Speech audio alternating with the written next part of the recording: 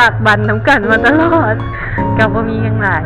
ฟังความดื้อๆอย่าซื่อดื้อหลายเข้าใจโอเคฮัลโหลไอ้อ้วนกะบ่มีหยังหลายแล้วกะฮักคือเก่าบ่ฮู้สิว่าหยังมีแต่ว่าก็บ่มีแต่ว่าก็คือว่าคือเก่าเพราะว่าทุกอย่างก็ผ่านการกระทำที่เขา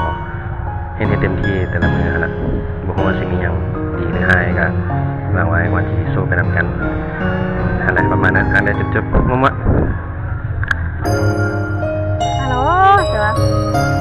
สบายดีได้หรือเปล่าตอนนั้นฮัลโหลอวยพรให้ลูกทั้งสองเด้อให้อยู่ดีมีแหงเป็นผัวแก้วเมียที่ผัวหั่งเมียมีคิดสิ่งใดก็ขอให้สมมักสมปรารถนา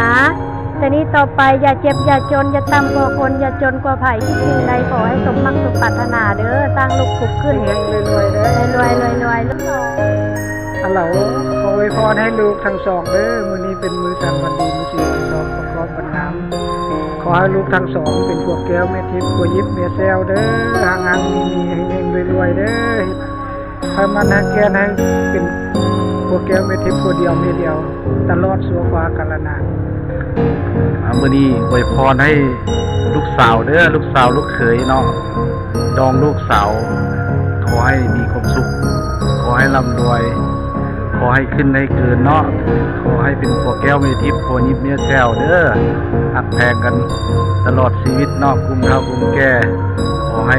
เจริญรุ่งเรืองไปเถิดมื้อนี้ก็เป็นเลิกงามยามดีมื้อนี้พ่อแม่ก็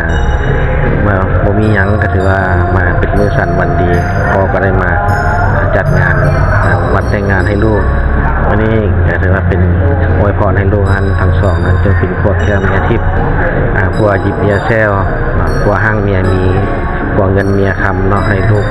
มีแต่ความสุขความเจริญเนาะคุณพระพุทธพระธรรมพระประหักษาคุ้มครองลูกเขาจงมีแต่ความสุขความสุขกายสบายใจตั้งแต่นี้ต่อไปแต่ท้อ